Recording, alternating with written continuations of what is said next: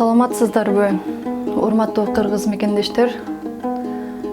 Биз деген бүгүн Москва шаарында кыргыз мекендештер менен коомдук байкоо жүргүздүк. Ошол убакыттагы таасирлер, сезимдер дагы деле менин жүрөгүмдө. Мен ушул байкоодогу видеолорду сиздер менен бөлүшөйүн, акырына чейин көрүп өзүңүздөр баа бериңиздер. Байке, кыргызсыңарбы? Мага 200 рубль акча коесуңар.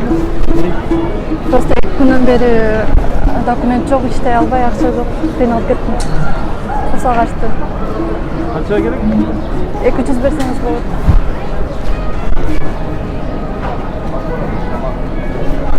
Рахмат жок.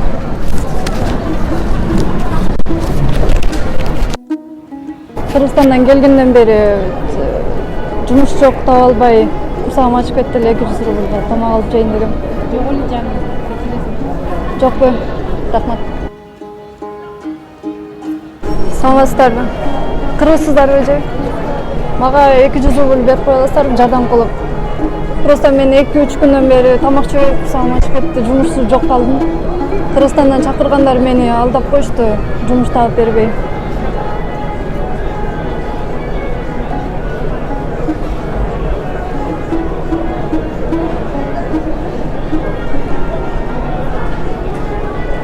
Кайерде жашайсың? Мен метро Динамода жашайм. Жумуш бар деп алдап чакырышканын билбей калыптырмын да. Келсем жумушта бере албай коюшпадыбы?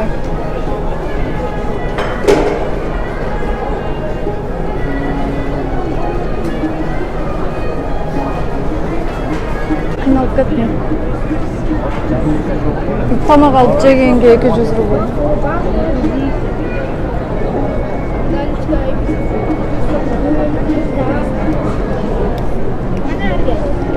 Рахмат. Эген мында алып. Рахмат чоң. Рахмат.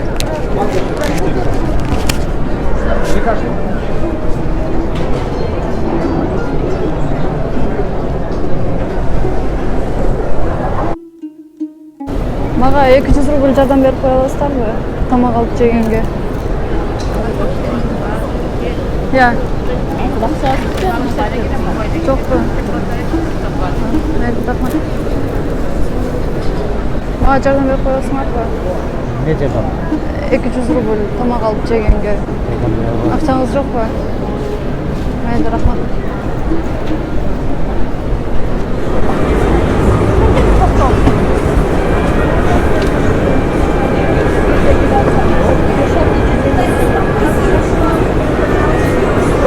Нече? Кыргызсыздарбы? Кандайсыз? Мага 200 рубль жардам берип кое аласыздарбы? Мен просто жумушум жок, акчасы жок калдым, тамак алып жегенге.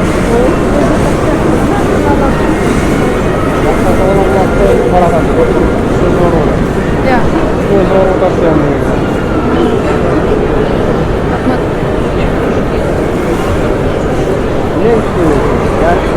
Бизди жумуш бар деп эрежелер мени алдап чакырып койду да.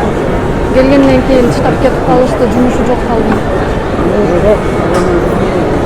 Документимди да бүтүш керек да, ага да акча керек болуп. Мага деген бар нерсени айтып коюшкандай да болот депчи. Байке, кыргызсыздарбы? Ооба. Мага жардам берип кое аласыздарбы? Не болду? Просто жумуш бар деп эжелер чакырган да. Анан келсем мени тыштап качып кетип калып атышпайбы? Документтерим да бүтпөй калды. Тамакка 200 рубль берип койсоңуз болот ошол мага. Просто алданып калып атпайбызбы? Орусчадан мен жакшы билбейм, өзүм жакында эле келгем. Актан боласың?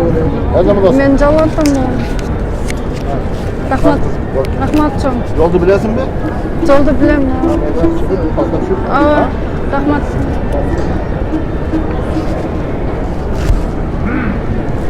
Жумушуң жокпу? Жумушум жок. Канча болду келгениңе? 15 күндөй болуп калды. Жаңы жылдын астынан келгем.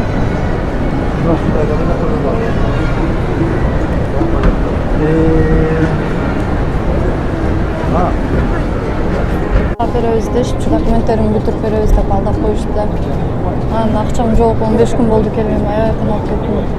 Мага 15, 150, 200 рубль болсо дагы тамак ашка акча бере аласызбы? Жардам кылып. Просто акчам жок. Жок. Интернетке чыкпайм. Мен келгенмен мен алдап коятышпайбы, акча жумуш таап беребиз депчи. Аз ким менен жүрөсүң? Өзүм жалгыз. Кайрылмасың? Жалгыз. Просто ушул жердин өзүнөн. Апаңдан эмесиңби? Жок. Сен жана интернеттен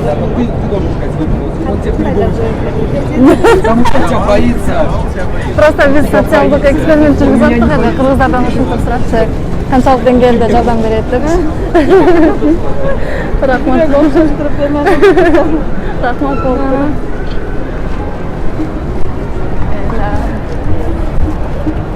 Танып койду. 150-200 рубль болсо дагы жардам берип кое аласызбы? Az biz de öyle üretip biraz da. Al biz daha hadi canlı yer zeyn bir aydan. Hadi biz nasıl kadar sağlık Бүтүп туруш керек. Şuraya bir iki saatte gelip kılaz degene biz de eşikte soğukta turbaydı bunday жерге girip durabız. Алар кандай жардам кыла алат? Yok ben bizden öyle buradaydı. Vallahi çaktırmam. Жардам кыла албайсызбы? Мейли, рахмат. Байке, кыргызсыздарбы? Жашсыздар. Мага жардам берип кое аласыздарбы? Мени Кыргызстандан эжелер чакырган да. Мындай тааныш эжелерчи. Жумуш таап беребиз, документиңди бүтүрүп беребиз, келе бер депчи. Анан келсем алдап коюп кетип калып атышпайбы? Жалгыз таштап коюпчу. Же жумуш жок, же документ бүткөн жок, 15 күндөн ашып калды. Даже тамагыма тамак да албай калды, акча калбай калды да. Жашоон кайсы жерде болду? Жашоон кайсы жерде болду? Ушул эле жерде, могу торговый центрден бир аз алысыракта. Kırgızlar menен? Кыргыздар менен просто мен жегенге тамак алып жегенге акчам болбой калды. Мага жардам берип кое аласызбы? Хотя бы 200 рубль берип тамак алып жегенге. Жумуш таап берсеңиз андан да жакшы болот. Daha topsa boldu.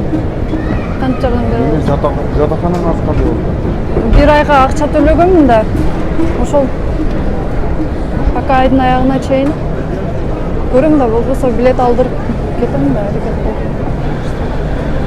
Жатаканам жок болсо квартирам бар эле. Менин өзүм квартирам бар, кыздардын комнатасында жашайм. Азыр курсагым аябай ачты жегенге. Не дейсиз? Я Не дейсиң алып берейин? Бургер-кингпи билбейм, айырмасы жок, мен тамак жесем болду. Не дейсиң алып берейин? Көп болуп калды эле, жардам берип кое аласыздарбы? Мен не жардам? Кыргызстандан жумушка чакырышканда бул жакачы эжелер айтышкан, кел жумушуңду, документтериң бүт баарын таап бүтүрүп беребиз дешипчи. Мен келгенден кийин кетип калып атышпайбы, алдап коюпчу. Ишенген кишим белек? Тааныш эжелер болчу да, ишене турчу. Просто мага 200 рубль, 100 рубль тамак ашка алып жегенге жардам берип коесузбу?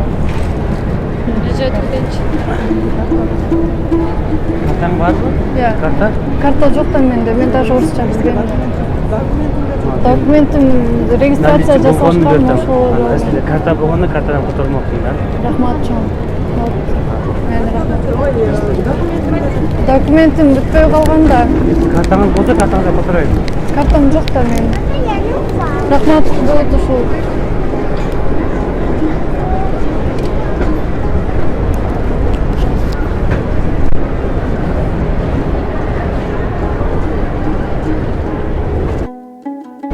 Просто мени эжелер чакырганда өзүм эле тааныш эжелеримчи. Бул жака келсең жумуш таап беребиз, документтериңе чейин бүтүрүп беребиз депчи. Анан келгенден кийин качып кетип калып атышпайбы?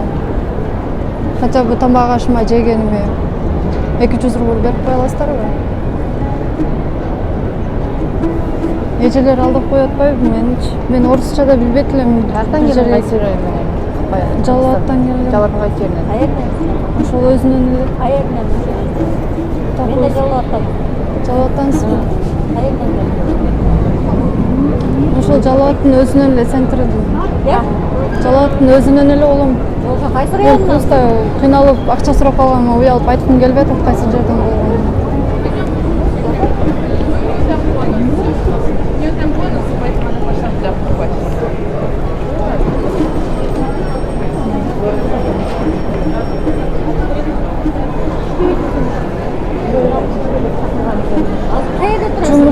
баштап берсеңиздер да жакшы болот эле мага. Мен ушул торговый центрдин жанында эле жашайм. Кайсы торговый центр? Бир аз алысыраак, ушул торговый центрдин бир аз алысыраак. Саламатсыздарбы эжекелер? Мен деген ошол өзүңүздөр көргөн видеодогудай бүгүн ушундай акчасы жок калып, эч кайсыл жактан кароосуз калган бир кыздын ролун ойноп, ошентип мекендештерден акча сурап ушинтип жатканымда ушундай ойлорумда ушундай сезимдер болду. Мүмкүн ушул чет жердеги мамлекетте, башка бир мамлекеттерде эстесем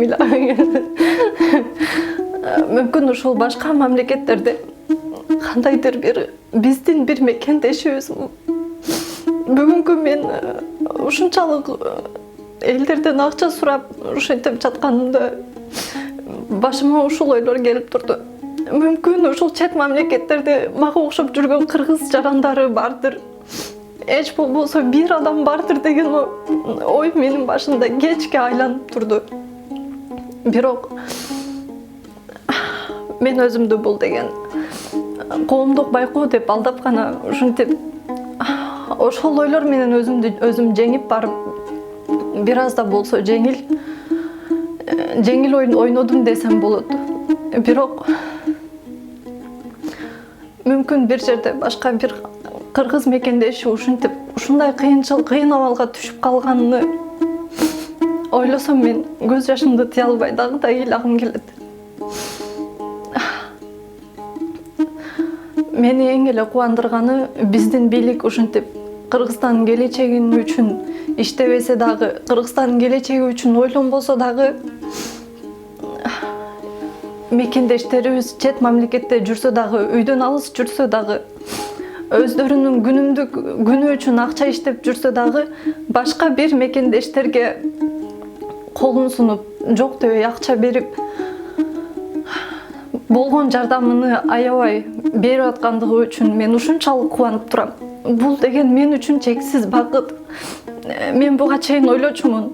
Мен кыргыз болуп жаралдым. Мен бул үчүн сыймыктансам болобу деп көп жолу ойлонгом. Бул сурооду өзүмө көп жолу бергенмин мен. Мен бул суроолорума бүгүн жооп алдым десем болот. Биздин ушундай мекендештерибиз ак көңүл, жүрөгү таза, ыймандуу, ушунчалык мээримдүү мекендештерибиздин бар экенине мен ушунчалык бактылуу болдум. Кудайым чексиз бакыт берген болсун. Кыргыздардын арасында чырактай жанып жүргөн ушундай таза адамдар көп болушун тилеймин. Мен камеранын астында ыйлаганым үчүн кечирим сурайм. Бул деген кантип айтсам, бир убакытта үстүмдөн суук суу төгүлүп, бир убакытта ысык суу аралашып төгүлгөндөй сезим болду деп айтсам болот. Андан башка бул таасирлерди мен сиздерге сөз менен жеткире албайм. Себеби бир убакта ушундай мекендештерибиз ушинтип кыйналып жүргөндүр деп ойлосом, бир жагынан мага чөнтөгүнөн эки ооз сөзүмдү уккандай эле акчасын чыгарып берип жаткан мекендештерибизди көргөндө мен ошолорго ушунчалык ыраазы болдум. Кээ бир убакыттарда мен ошол мекендештерге видеого тартылып аягына чыкпай жатып мен ыраазычылыгымды билдирип жаттым. Ошон үчүн эмне деп айтарым? Биз бардыгыбыз ушундай, биздин арабызда ушундай жакшы таза адамдар бар экенине сыймыктанып, бир ынтымакка келип, ушинтип жүрө берсек, Кыргызстан албетте келечекте өнүгөт.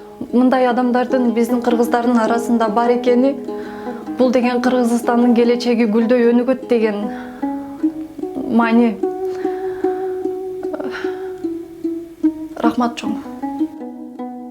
Биз абдан ыраазы болуп, ошол коомдук байкоодо бизге түшүп жаткан акчаларды биз кайра өз ээлерине барып ыраазычылык билдирип, бул коомдук байкоо болгонун айтып, акчалардын өздөрүнө кайра берип жаттык. Бул деген абдан кооз сезимдер. Эгер сиздер ушундай коомдук байкоолор көп болсун десеңиздер, ой пикириңиздерди калтырып, бизге дагы башка бир варианттарын жазып, комментарий калтырып кетсеңиздер болот. биздин сайтка катталыңыздар, ушул видео менен бөлүшүңүздөр. Биз Кыргызстандын жакшы жактарын гана ушундай коомдук байкоо менен чыгарганга аракет кылабыз. Урматтуу эжекелер, Москвадагы эжекелерим, сиздер жакшы бир биздин видеороликке жакшы бир реакция алып келдиңиздер. Кимиңиздер экен азыр эсимден чыгып калды. Эми ар бириңиздер чынтаңыздарды чукулап баштадыңыздар да. Бул кызды, ошол биздин кызыбыз, аты Назира. Биздин максатыбыз кандай? Кыргыз кыздары башка жерде кандай ушундай акыбалда калса, кыргыздардын ошого болгон мамилеси, реакциясы да. Ошол боюнча биринчи көргөнүңүздөрдө кандай ойдо келдиңиздер, ошону ойдо калдыңыздар, ошону айтып койсоңуздар кыскасы. Биринчи даярдап Даярдаштын кереги жок эжеке. Бул жерде натуральный болгону жакшы. Мен суроо берем, ушул суроого жооп берип коюңуздар, болду ошол эле. Кыйналып туруп, мындай случай баарыбызда болот да. Биринчи келгенде кыйналып калат, кээ алдап кетет, ушундай болот да. Мындай ситуациялар көп болгон. 2008-жылдары биз келгенде биздин основной кыргыз балдары менен кыздарыбыз аябай оор акыбалда калган мезгилдерде биз поддержка бергенбиз.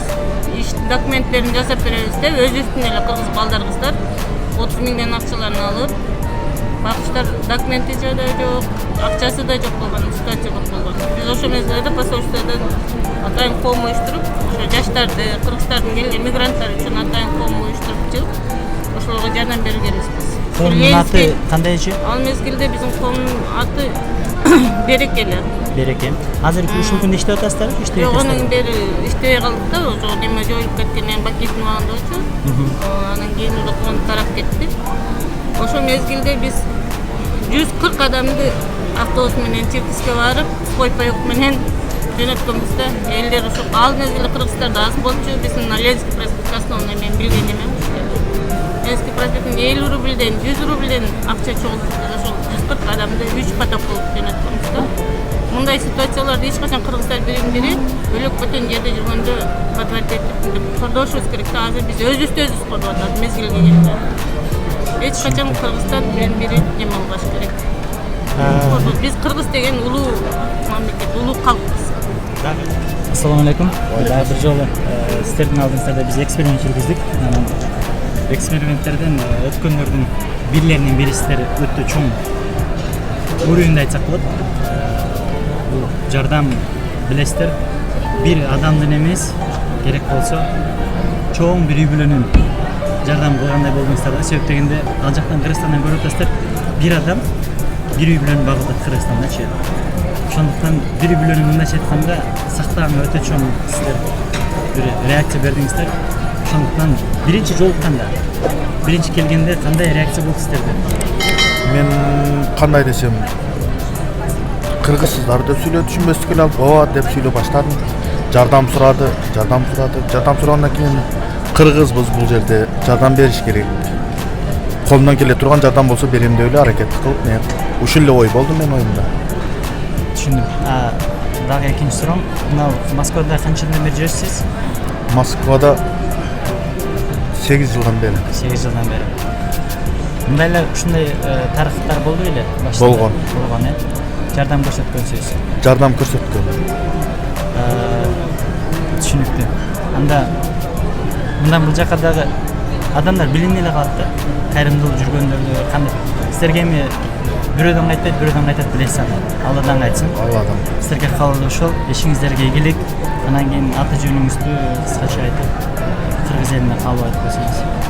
Менин аты жөнүм фамилиям Асылбек, Амиров Асылбек Рахимбекович. Мен өзүм Баткен облусунан болом. Айдаркен шаарчасынан 84-жылкы болом. Москвада жүргөн кыргыздарга Москвада жүргөн кыргыздарга не каалоо айтат элем? Тынч жашап, ынтымактыкта болуп, кандай десем, колдон келсе жардам берип, жардам керектүүлөргө, кимге жардам керек болгон болсо, ушул анан Кыргызстандагыларга ысык салам. Бир жолу тамагыңыздар тат болсун. Рахмат. Алла разы болсун сиздерге. Болтуңуздар. Ийгилик. Жакшылыктарда жолугушайлы. Саламатсыздарбы? Сиздер биздин социалдык эксперименттен абдан ийгиликке өттүңүздөр. Бул биздин даярдалган атайын актриса кызыбыз эле. Рахмат жардам бергениңиздерге. Биздин мекендештер боорукер экендигин далилдедиңиздер. Чоң рахмат. Сиз кайдан болосуз? Айтып койсоңуз. Жалал Атам. Рахмат. Жалал Аттын тургуну. Атыңыз ким болот? Өмүрбек ага биздин атайын даярдалган актриса кызыбызга көчөдө калып калдым десе жардам берди. Мына ушундай биздин боордошторубуз боорукер экендигин далилдеп атат. Рахмат. Биздин ушул боорукер мекендештерибиз жардам берип атат.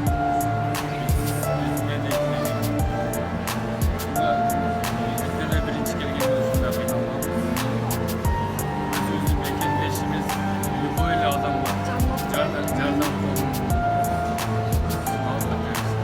негизи главное улут эмес адамгерчилик. Рахмат. Сиз биздин эксперименттен өттүңүздөр. Сиздерге рахмат. Кайсы жактан болосуз? Ошондо белгилеп Баткен областынын Кадамжай районунун жараны, кыргыз жараны. Биздин ушул Москвага келип калып калган биздин кыздарыбызга кайдыгер эмес экендигин билдирип өзүнүн жардамын сунуп атканын көрдүңүздөр. Биздин эксперимент уланат. Рахмат сиздерге, бардыгыңызга эже. Рахмат сиздерге. Биз социалдык эксперимент өткөрүп атабыз. Биздин бордоштор кантип өзүнүн мекендештерине жардам береби же бербейби деген маанидечи. Рахмат сиздердин атыңыздар тарапта алтын тамгалар менен жазылып калсын. Рахмат сиздерге. Боорукер биздин бордошторубуз бар экен. Москвадан салам.